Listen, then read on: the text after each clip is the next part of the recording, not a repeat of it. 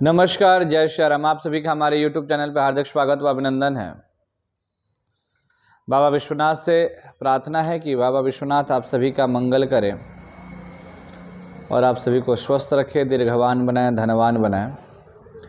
आज हम आप सभी के बीच भगवान शिव के पूजन किस विधि पूर्वक करना चाहिए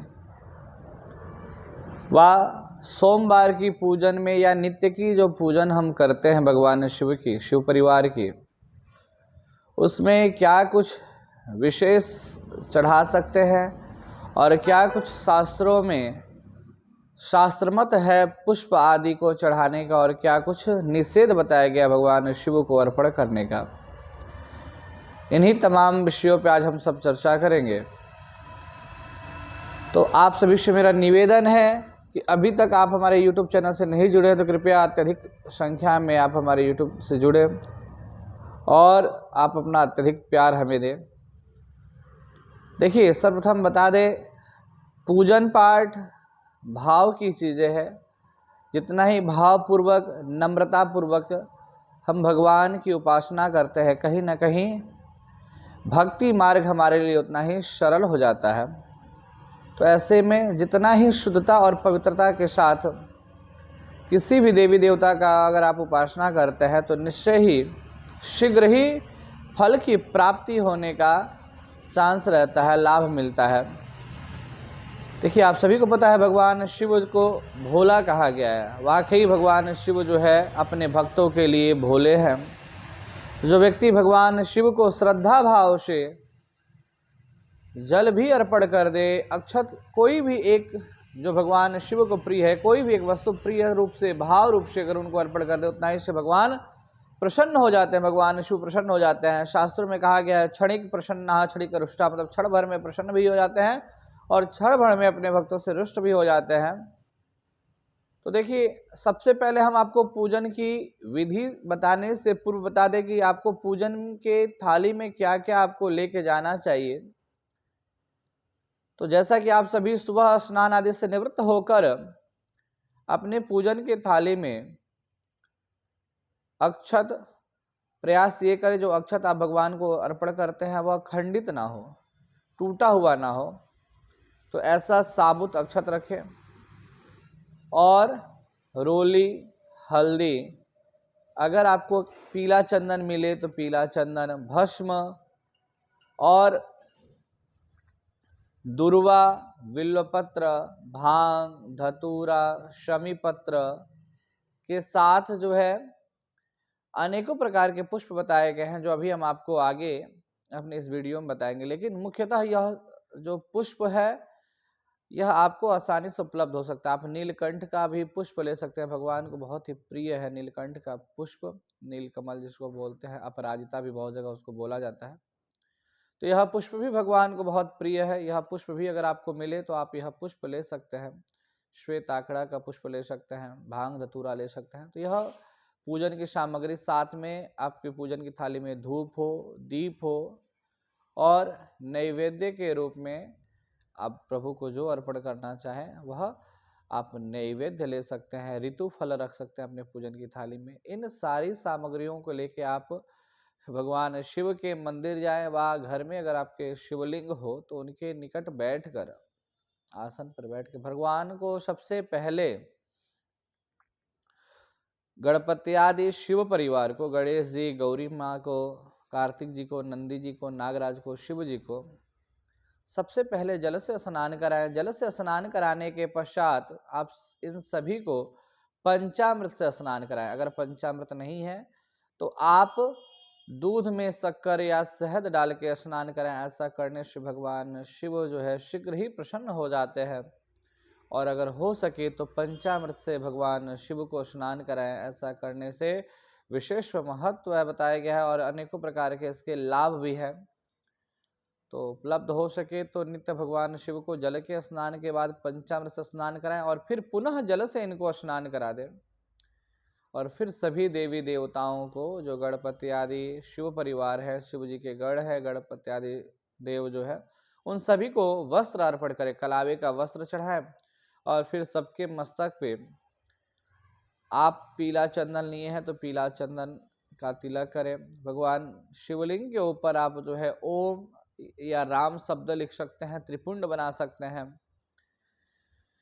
फिर भगवान को अक्षत चढ़ाए और फिर पुष्प आदि चढ़ाने के बाद दुर्वा, बिल्वपत्र, भांग, धतूरा, शमीपत्र और आप जो है नील कमल का पुष्प हो तो नील कमल का पुष्प भी चढ़ा सकते हैं।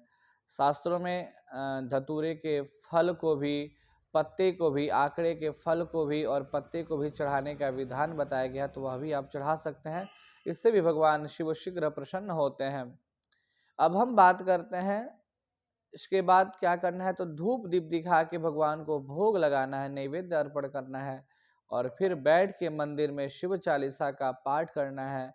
हो सके तो स्त्री पंचाक्षर मंत्र का, नमः शिवाय मंत्र का 21, 51 या 108 बार जप करे और पुरुष वर्ग षडाक्षर मंत्र ओम नमः शिवाय इस मंत्र का मन में ही 108 बार जप करे। ऐसा करने से निश्चय ही जो आपकी विशेष मनोकामना होती है कहीं ना कहीं वह धीरे धीरे पूर्ण होने लगती है।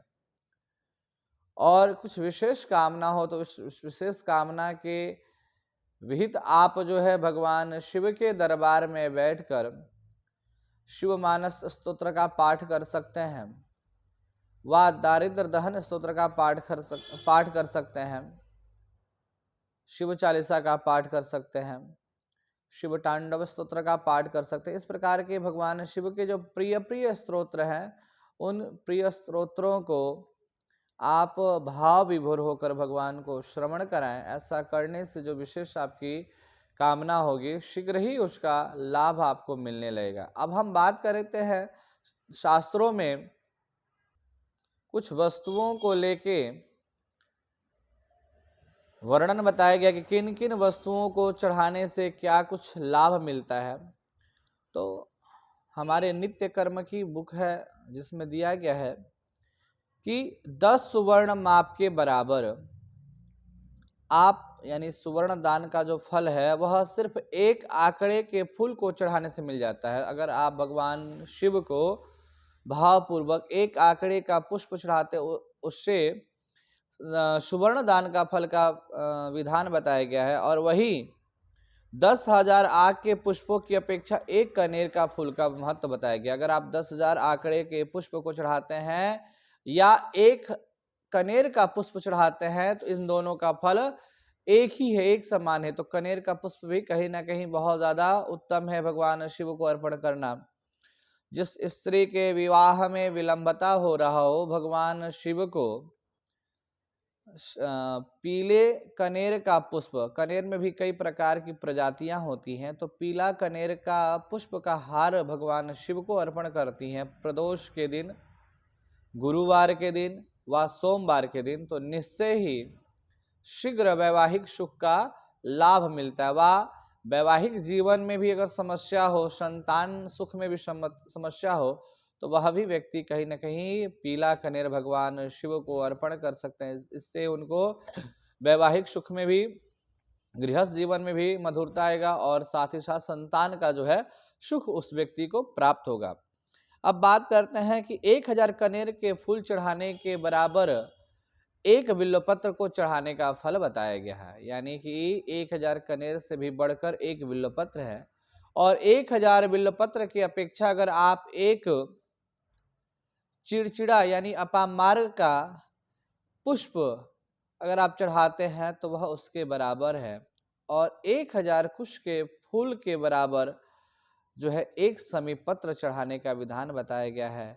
और 1000 समीपत्रों से बढ़कर एक नील कमल, जिसको हम अपराजिता कहते हैं, हाँ, उस अपराजिता को यानी 1000 आप समीपत्र को न चढ़ा के अगर एक नील कमल का, अपराजिता का, नीलकंठ का पुष्प भगवान को अर्पण करते हैं तो उसके फल के बराबर उसका फल मिलता है। और 1000 नील कमलों के पुष्प के बराबर एक धतूरा का फल बताया गया, एक धतूरा फूल चढ़ाने का फल बताया गया है। और 1000 धतूरों के फल से बढ़कर जो है एक समी का फूल बताया गया है। 1000 बिल्वपत्र के फल के बराबर एक शमी पत्र है और 1000 धतूरों के फल से बढ़कर एक शमी का पुष्प है। अगर कोई व्यक्ति एक शमी का पुष्प चढ़ा देता है तो इस हजारों धतूरे के फूल को और फल को चढ़ाने का फल मिलता है। अंत में फूलों की प्रजातियों में सबसे उत्तम जो है शिव जी के लिए नील कमल का पुष्प यानी अपराजिता का पुष्प एवं जो है आकड़े का, श्वेत आकड़े का पुष्प का महत्व बताया गया है। और जिन चीजों का निषेध बताया गया भगवान शिव के पूजन में अर्पण करने का, वह क्या है? तो कदम्ब का पुष्प कभी नहीं चढ़ाना चाहिए। कदम्ब भी कभी भगवान शिव को नहीं अर्पण करना चाहिए। और केवड़ा नहीं अर्पण करना चाहिए। केवड़ा का पुष्प भगवान शिव को अर्पण नहीं करना चाहिए। कोष्ठ, कैथ, गाजर, बहुत सारे लोग भगवान शिव को गाजर चढ़ाते हैं, गाजर नहीं चढ़ाना चाहिए। बहेड़ा नहीं चढ़ाना चाहिए। कपास भगवान शिव को नहीं चढ़ाना चाहिए। गंभारी नहीं चढ़ाना चाहिए भगवान को। सेमल नहीं चढ़ाना चाहिए भगवान शिव को। अनार नहीं चढ़ाना चाहिए भगवान शिव को। और केतकी का पुष्प भगवान शिव को नहीं चढ़ाना चाहिए। वसंत ऋतु में खिलने वाले किसी भी पुष्प को शास्त्र में निषेध बताया गया। जो वसंत ऋतु में फूल खिलते हैं, जो वसंत ऋतु से संबंधित पुष्प आदि हैं, उस पुष्प को भगवान शिव के ऊपर चढ़ाने का निषेध बताया गया है।